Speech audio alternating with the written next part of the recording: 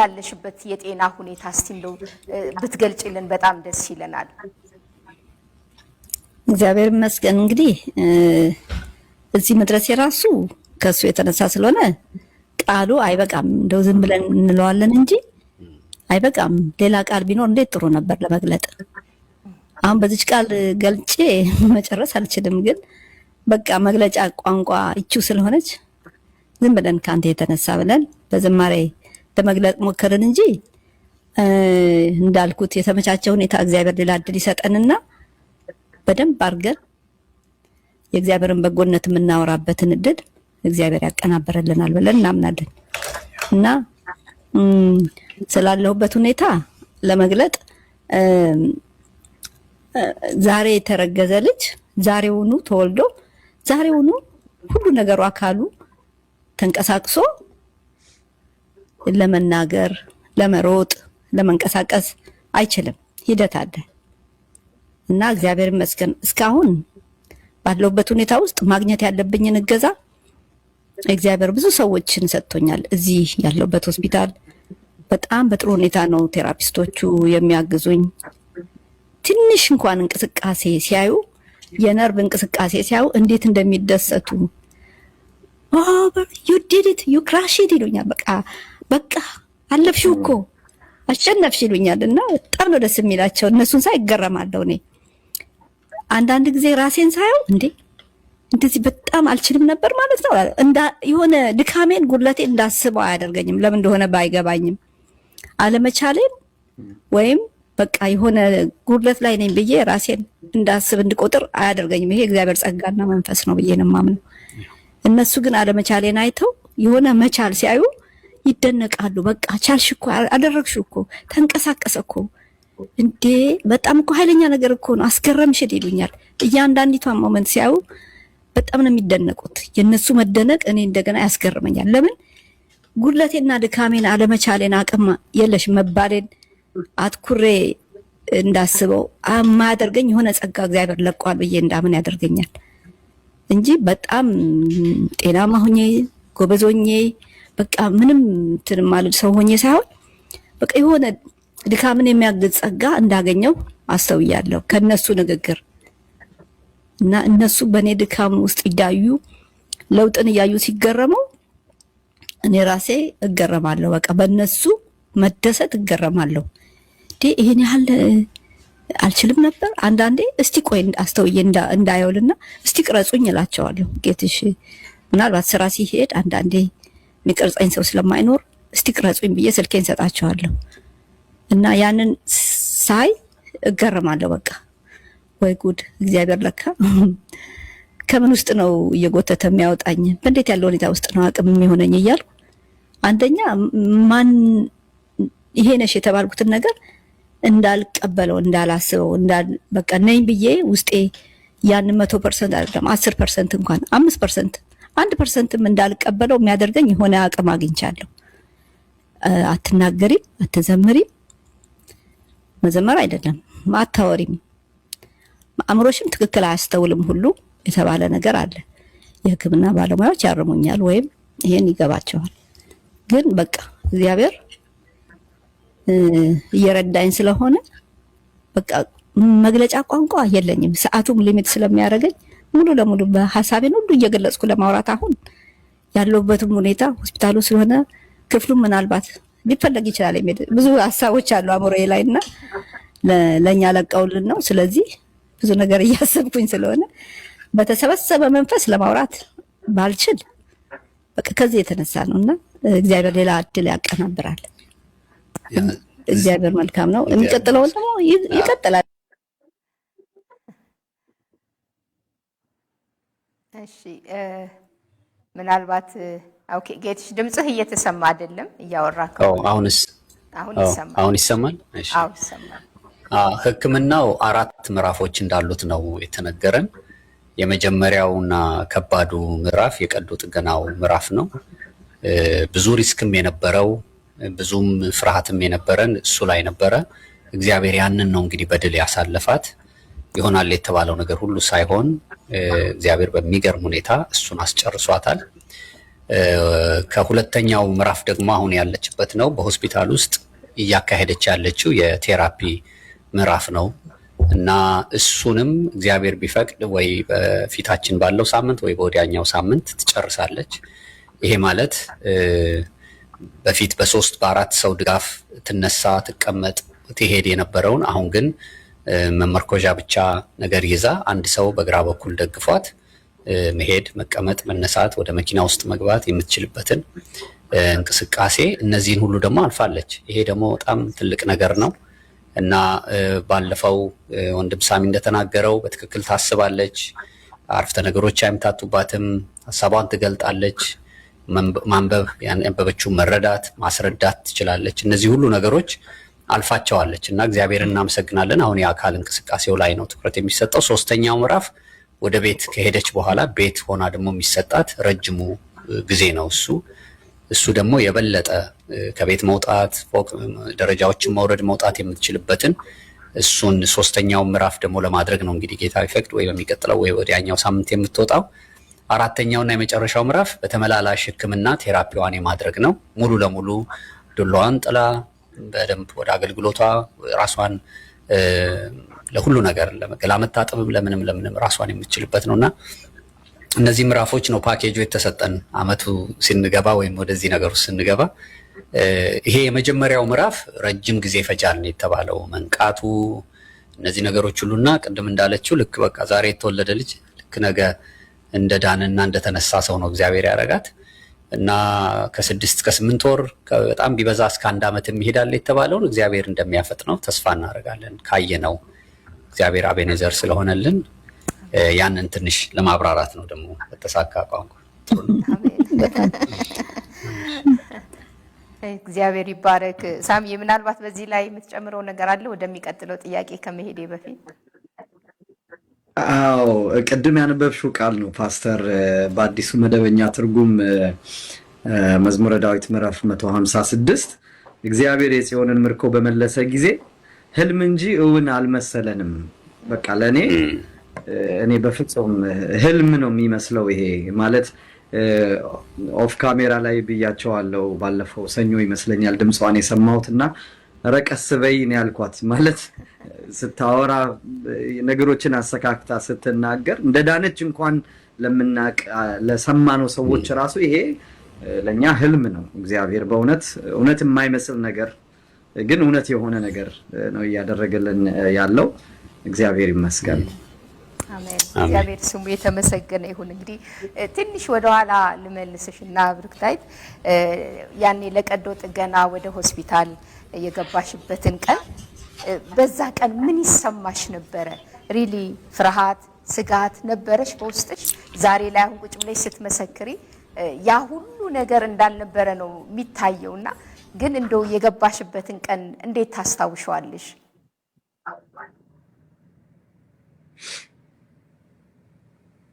ሆኖ ማያቅ ነገር ሆነ። በሌሊት ነው ቀጠሮ። እዚህ ሀገር እንደ ኢትዮጵያ አይደለም የአየሩ ሁኔታ። በረዶ ነው የወረደው ማለት ስኖ ነው የሚሉት። በጣም በቃ ጥጥ የመሰለ ይወርዳል። በቃ መኪና ማያስኬድ ነው። እንደ ሀገራችን ጭቃ ክፍለ ሀገር ስንሄድ ጭቃ ይሄ ቀይ ጭቃ የለም ጎማውን ንቅ አርጎ የሚይዝ እንደሱ አይነት ነው።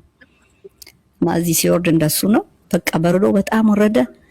አያሳልፍም ነበር። ብዙ ዛፎችን ገንድሶ ጥሏል። መኪና ለማለፍ ቀርቶ መኪናው አያልፍም ብሎ ዛፎቹ ተቆራርጠው በቃ ወድቀዋል። አስፋልቱን ሸፍኖታልና አስፋልቱ የሚጠርገው የለም። በዛ ሌሊት መጥቶ እኛ እንደምንሄድ የሚያውቅ የለም። ያው ሰዓቱ የመጥረጊያ ሰዓቱ ገና ነው። እየመጡ ይጠርጋሉ፣ ግን የሚጠረግበት ሰዓት አይደለም፣ ሌሊት ነው እና በዛ ሰዓት ስንሄድ በቃ ያለው ሁኔታ መንገዱ ላይ ያለው ሁኔታ ካለሁበት ሁኔታ ምክንያቱም አስቸኳይ ነው መሆን አለበት፣ ሰርጀሪው መደረግ አለበት። እግዚአብሔር ያቀነባበረው ነው እና ይሄ ሁኔታ እያለ መንገዱ ላይ ደግሞ ይሄ ነገር ሲመጣ እንዴ ምንድን ነው አታልፊም ነው እንደው እግዚአብሔር የተናገረው ነገር እንደው መሆኑ አይቀርም። አሁን አትሻገሪም ነው በቃ ወደ ሌላ ነገር አታልፊም ነው እና እንትኑ ግፊቱ ማለት ያለው ትግሉ የማያሳልፈው ነው ሲታይ አዎ በቃ በዚሁ እንድቀጥል የሚያደርግ ሌላ ነገር ነው። ይሄ የእግዚአብሔር አይደለም የጠላት የዲያብሎስ ነው ትግሉ እና ግልጽ የሆነ ነገር እንደሆነ ይታየኛል። ግን አዎ ነገሮቹ ሲታዩ በስጋ ዓይን ከባዶች ናቸው። እግዚአብሔር ያቀናበረውን እድል የሚዘጋ ነገር ነው ከፊት ለፊት የሚመጣው እና እንደ ሰው አዎ የሚያስፈራ ነገር ያመጣል። ታዲያ አሁን እኮ ይሄንን እድል ሚስ ካረኩ ይቀጥለው እንዴት ለማደርገው? አሁን ዛሬ እኛ እንደዚህ አይነት ሁኔታ ላይ እንዳለ አያውቁም፣ ሆስፒታሉ አያውቅም። በእርግጥ ወይዘሮ እንደዛ እንደሆነ ይታወቃል። ግን መምጣት ያልቻልኩት በአየሩ ሁኔታ ምክንያት እንደሆነ መንገዱ የተዘጋጋ እንደሆነ አውቀው ቀጠሮ የሌላ ጊዜ አሳልፉልኝም። ስለዚህ ያለው ምርጫ እንግዲህ በቃ የሚሆነው ይሆናል ብሎ መጠበቅ ነው። ማለፍ ከተቻለ ይታለፋል፣ ካልታለፈም ደግሞ በቃ መቆምና እስቲ የሚሆነው እናያለን። ወይ ድንገት ቀጠሮ ነበራችሁ ለምን ቀራችሁ የሚል ሲደውሉ ወይዘሮ ነው ብለን መናገር እንችላለን የሚልም የተለያየ ስሜት አለ። ግን እግዚአብሔር ይመስገን ነገሮችን ሁሉ ደግሞ የሚያስፈሩ ቢሆኑ የሚያስጨንቁ የሚያሰጉ ቢሆኑ እግዚአብሔር ደግሞ ከዚህ በላይ አለ። ወይዘሮ ማለት አየሩም ነፋስም ወጀቡም የሚታዘዙለት ጌታ አለ። እሱንም ደግሞ እናስባለን። ወዲያው ምንድነው ጌታ ኢየሱስ ታንኳ ውስጥ ሆኖ ነው ነፋስና ወጀብ አንዴ ሲያናውጣቸው ደቀ መዛሙርቱም አብረው ሆነው እሱ ከበስተኋላ ትራስ ተንተርሶ ተኝቶ ነበር ይላል ማርቆስ ምዕራፍ 4 ላይ እና በዛ ሰዓት ሲናወጡ እሱ አጠገባቸው እንዳለ ራሱት እና እነሱ መጮህ ጀመሩ። ጌታ ሆይ ስንጠፋ አይገድም ወይ እያሉ መጮህ ጀመሩ። የሚያስጮህ ነገር አለ እንዴ! ይሄ ነገር እኮ እንዴት ነው? ይሄ ነገር እኮ እንዴ ጌታ ሆይ የሚያሰኝ ነው። በቃ እንዴ አሁን የከፈትከውን መንገድ እኮ የሚዘጋ ነገር መጥቷል። ምንድነው? ይሄን ካልኩት እንግዲህ ካንተ በላይ ነው የሚል መስጋት ነው። ስለዚህ ስሜቱ ይመጣል። ስሜቱ ሲመጣ ደግሞ የእግዚአብሔር ጸጋና መንፈስ ደግሞ አይ ነፋስም ወጀብም የሚታዘዝለት ጌታ እኮ ከናንተ ጋር አለ የሚል ደግሞ ድምጽ ደግሞ ይመጣል። ሁለቱም ነው አብሮ የሚመጣው እና በቃ አሁን እኮ አለቀ፣ እዚህ ጋር ማለፍ አትችሉም፣ ተዘግቷል የሚል ነገር ነው። ማለፍ አይቻልም የሚል ነገር ነው። ግን ደግሞ ማለፍ ይቻላል። ለምን ነፋስም ወጀብም የሚታዘዙለት ጌታ ከናንተ ጋር አለ የሚለው ድምጽ ደግሞ የእግዚአብሔር መንፈስ ድምጽ ወደኛ ደግሞ ይመጣል እና ያግዘን ነበር። እንደ ሰው ያው ስጋቱም ፍርሃትም ይመጣል።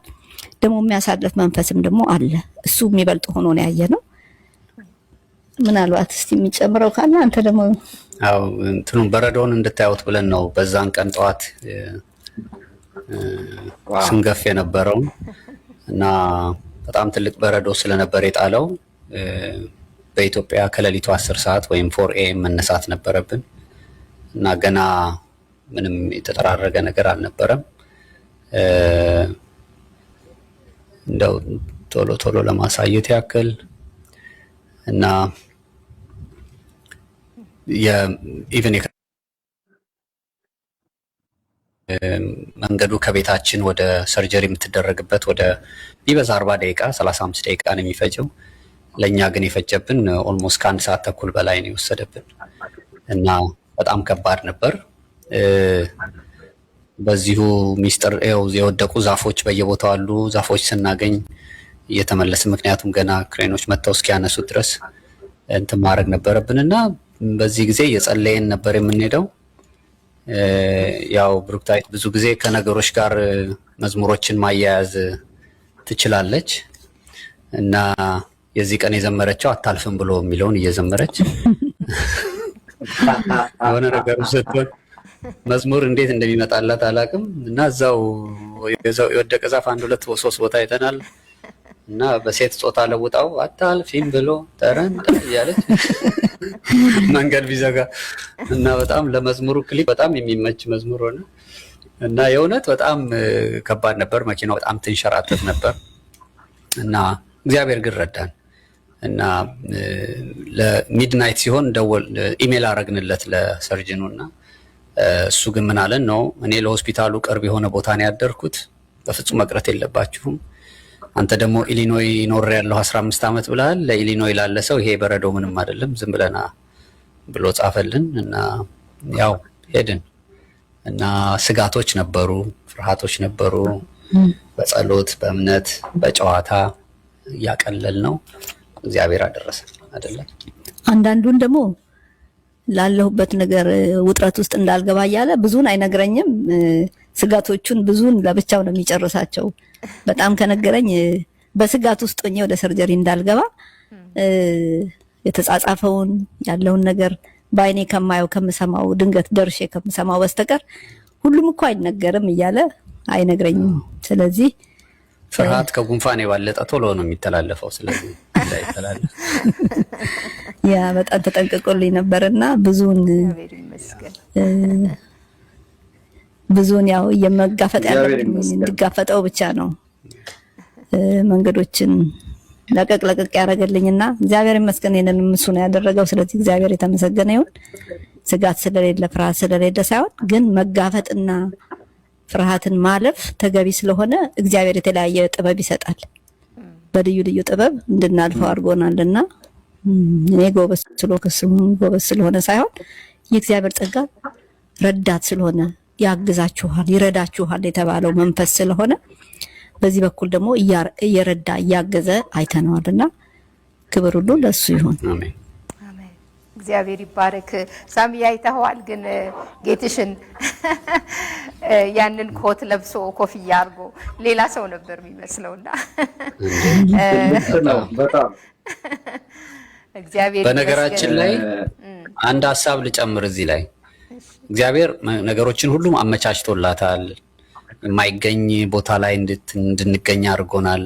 ያላሰብነው ያልጠበቅነው ነገሮች ሁሉ ልክ መስመር ሲይዙ እሁድ ዕለት ከሰዓት በኋላ ነው ዜናው በሙሉ የተነገረው። ኃይለኛ ንፋስና በረዶ ይመጣል ስቶርም የተባለው እና አንዳንድ ጊዜ ልክ የሆነ ሰበብ እንድንፈልግና እግዚአብሔር ያዘጋጀውን ነገር ላይ እንድንቀር የሚያደርገን ነገር አለ። እሱን ነው የተማርኩት እኔ። የፈለገ ቢሆን በቃ የምንችለውን ሁሉ ጥሰን እንሂድ። በቃ መንገድ ላይ መሀልም ከቀረንም በቃ ምንም ችግር የለም።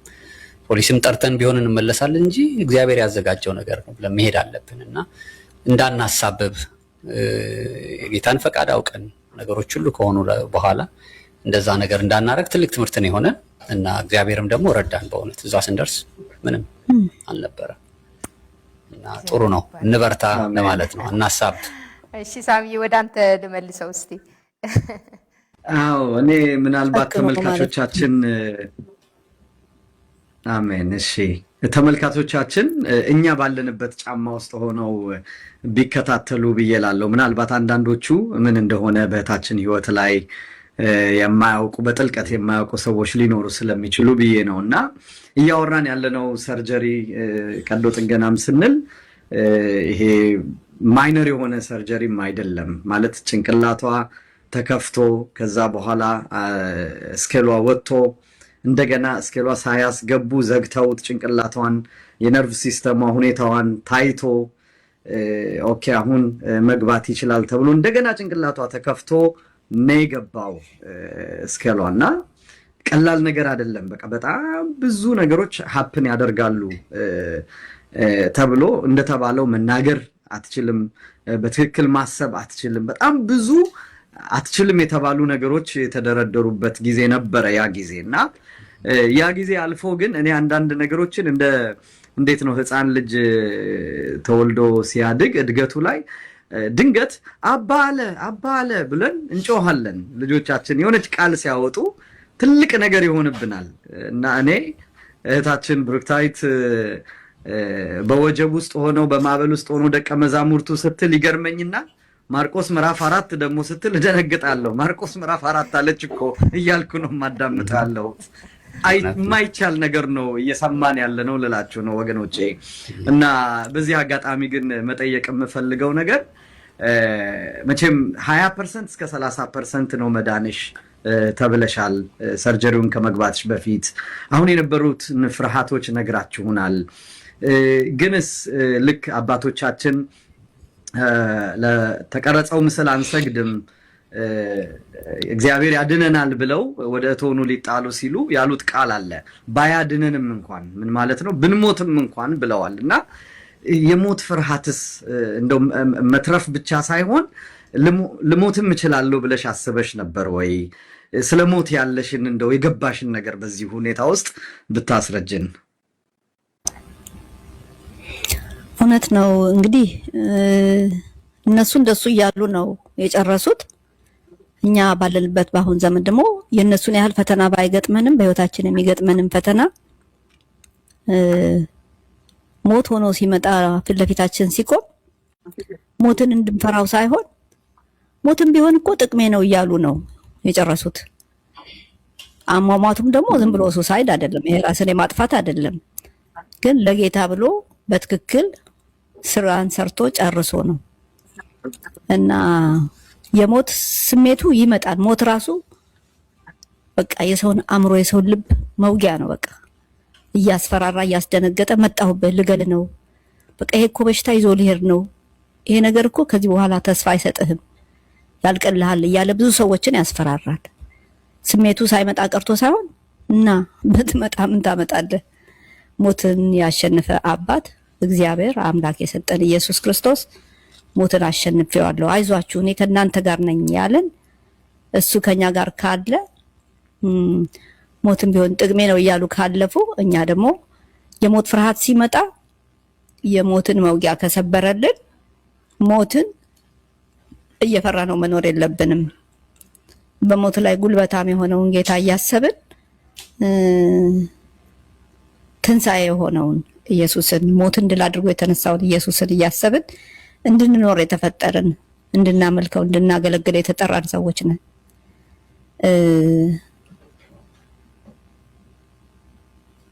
ሞት ለኛ የሚያስፈራን መውጊያችን መሆን የለበትም። መውጊያውን ሰብሮታል፣ ጥሎታል። ዛሬ እንደተባለው ዳግማ ትንሣኤ ነው። ዳግም ኢየሱስ ትንሣኤ መሆኑን ያሳየበት ዕለት ማለት ነው። ኢየሱስ ትንሣኤው እንደገና እንዲወራ የተገለጠበት ዕለት ነው። ስለዚህ ለኛም ትንሣኤ ስለሆነ ሞት ያን ያህል ሊያስፈራን አይችልም። ማስፈራ ስለሆነ ሳይሆን አስፈሪ ነው፣ እውነት ነው። ግን የሚፈሩት ደግሞ በጌታ ለማያምኑ ወይም ትንሣኤ መሆኑን ላልገባቸው ሰዎች ያስፈራል። ግን ጌታንም እያወቁት አውቀዋለሁ እያሉትም የሚፈሩ ካሉ የሞት ፍርሃት የሚያስቸግራቸው ካለ እሱም ደግሞ አስቸጋሪ ይሆናልና እምነታችንን እንድንፈትሽ ያደርገናል ብዬ አስባለሁ።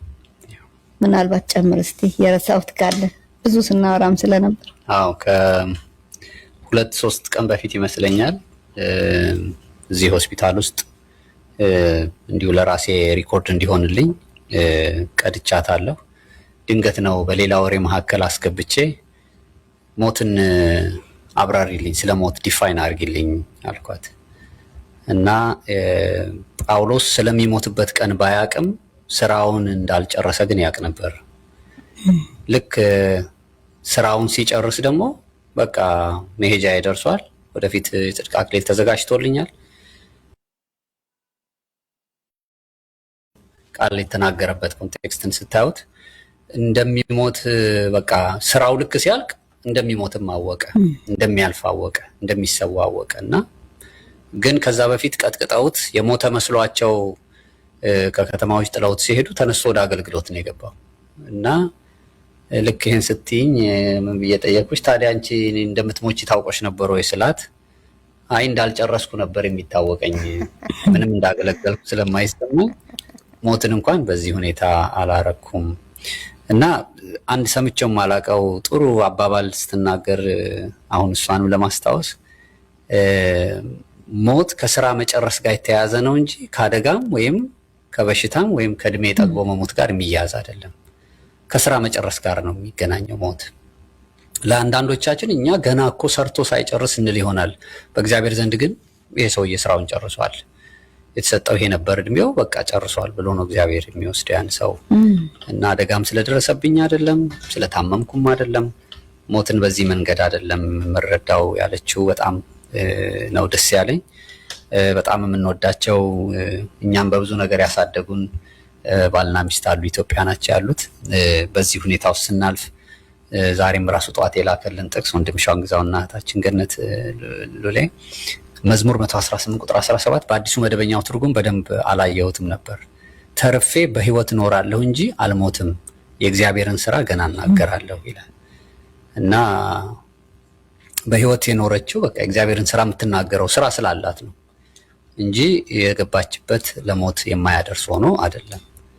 እና ብዙ ሰዎች ፌስቡክ ላይ ምናምን ላይ ይጠይቁናል፣ ከሁለት አንዳችሁ ብትሞቱ ይሄ አገልግሎት ይቀጥላሉ ብለው ጠይቀውን የሚያውቁ ሰዎች አሉ። እና ብዙ አይነት መልሶችን እንሰጣቸው ነበረ።